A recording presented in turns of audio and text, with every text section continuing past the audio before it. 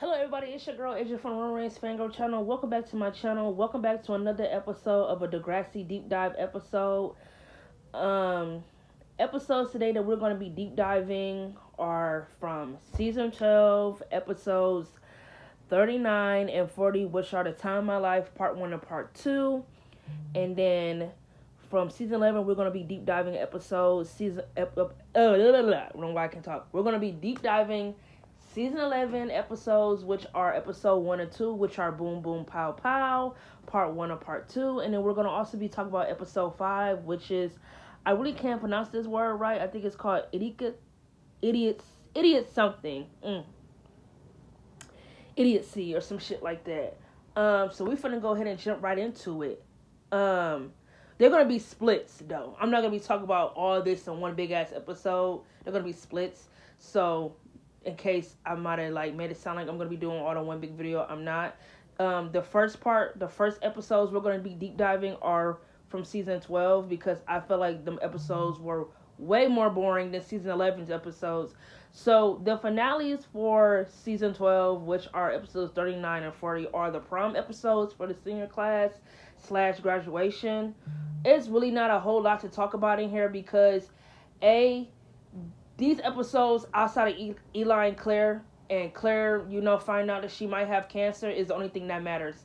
Anything else with the senior class, I honestly, genuinely do not give a fuck because I don't care about Mo, don't care about Marisol, don't care about Katie, or I don't care about Imogen and Fiona's relationship. So I can't grow myself to care about the B plots that much when it's filled with characters I really don't care too much for.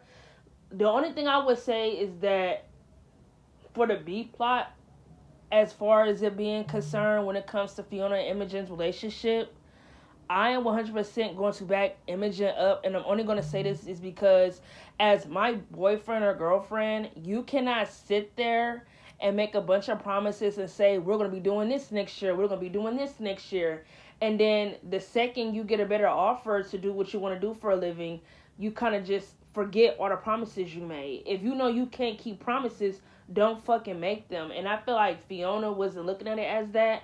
Imogen wasn't trying to ruin her dream job by traveling the world and being a fashion designer. It's more like, if you got this opportunity, why did you feel like you had to keep it a secret? And not only that, if you really got this opportunity, why even make all the promises that you made if you really know you're not going to be here next year for us to do everything that you promised? So I feel like Fiona wasn't looking at it as that. She just looked at it as that Imogen might have just ruined her chance of traveling the world or doing her dream, which is like, I totally understand, but I don't think Imogen did it out of a selfishness. She did it because she didn't want to lose Fiona because she loved her. But then again, I don't care too much for their relationship. I just want to speak on my opinion on that. As far as the other seniors are concerned, I don't care for them at all. I don't care for them. The only seniors in this class that I really liked was Eli and Bianca because they're some of my favorite characters in Degrassi. Outside of everyone else, don't really care too much for her. Don't care for Fiona. It took her way too long to graduate. This bitch been here since season 8 or 9. What grade was she in? Hello? The fuck? And I don't care for Marisol, Katie, and Jake and all of them too much. I don't really care for them too much to be, or anyone else. I don't really care for them too much to be sitting here try to just pretend like I care for their senior year. These are characters I feel like overstay they welcome. These are characters I totally forget about that's even on the cast. Let's get to the nitty gritty of what's really important in this episode. The whole Eli and Claire shit, right? I feel like, they gave Eli and Claire this whole romantic gesture because they spent the whole season broken up, right? I don't feel like Eli owed Claire an explanation on why he broke up with her because he made it pretty fucking clear on why he did when he broke up with her. And I'm going to deep dive those episodes. Don't worry, they're in season 12. But just to give y'all a little, a little backstory. When Eli saw Cam's dead body, he was really mentally fucked up, and to where it came to a point where he could not be in a relationship with Claire. He needed to focus on his mental health. So I'm very confused on why Claire felt like I'm really confused because Claire has done this before She did this in season 13 with the Drew shit. I don't know why she feel like if someone told her something, told her why, she felt like, oh, they wasn't being like clear. Like, he told you why. He cannot balance a relationship when his mental health is all fucked up, and it doesn't work when I have a partner who doesn't really understand what I saw, right? And granted, like I said, in those episodes, Eli didn't really want to talk about it, but then it's like, I can't really blame him. Why should I have to talk about something that is my emotional trigger to satisfy you? You feel me? But at the same time, it's like, Claire, if he told you why, it's because you weren't listening to him. You was not understanding where he was coming from mentally and emotionally. And he feel like at that time, you were not being the best partner or the best girlfriend.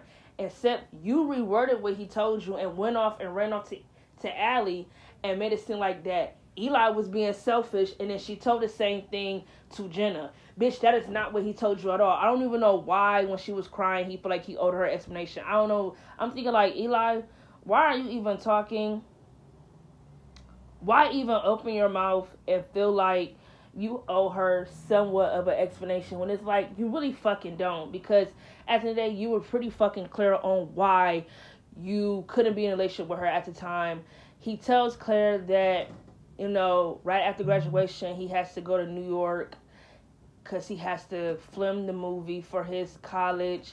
And she told her that she just said like it only gives them this one night to spend the whole day together, everything like that. You know, Eli is very romantic. I mean, he didn't have to come with the grand gesture to win not win her back, but he didn't have to come with the grand gesture to give Claire the best night of her life. But he did it because he loved her, and I love that he came to her, you know, dressed like, you know, a prince and with the horse and everything. They did win. Why the fuck can I not talk? They did win prom king and queen, which is pretty fucking obvious because, like I just said, they did spend the whole fucking season, not the whole season, but after.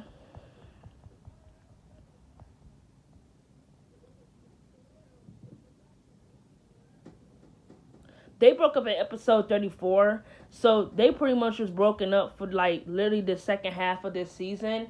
So it made sense for them to win prom king and queen. It made sense. I'm not mad at it. I thought their first time having sex with each other was very fucking romantic. It was beautiful.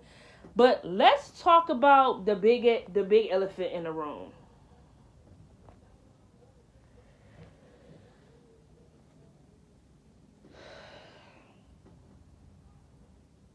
Claire all of a sudden having cancer felt random as fuck to me.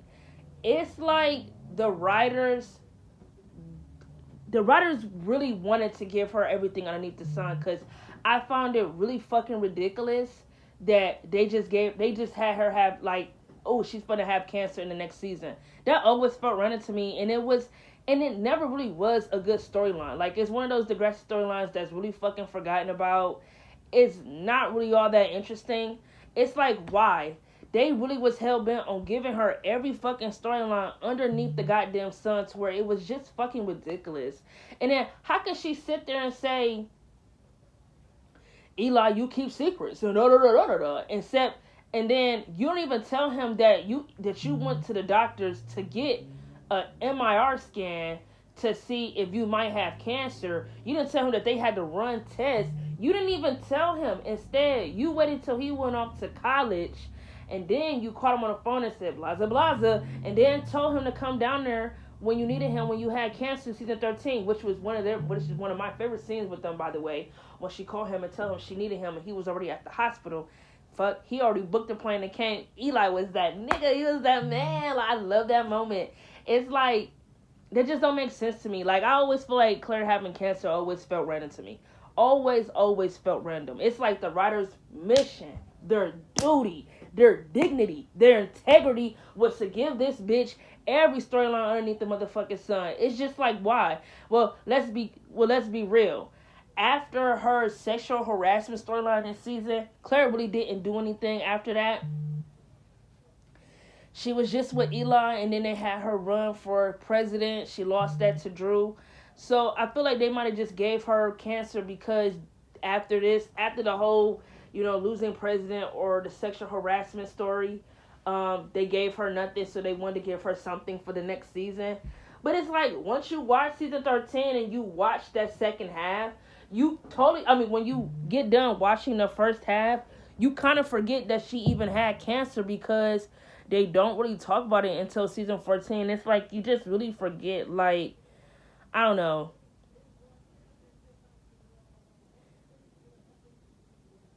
It's just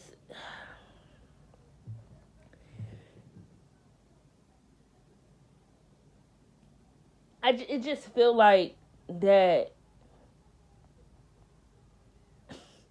What the hell am I trying to say? I just feel like Claire having cancer just felt random.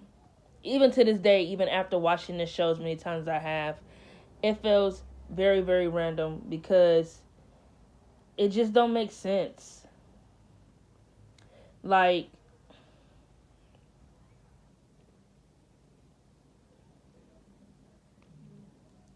it just feels random. That's like the best way I can describe it. It just feels really, really random. Like, the best storyline Claire ever had that was just about her character and just her character alone was the sexual harassment story. And I can't wait to deep dive when it comes to those episodes because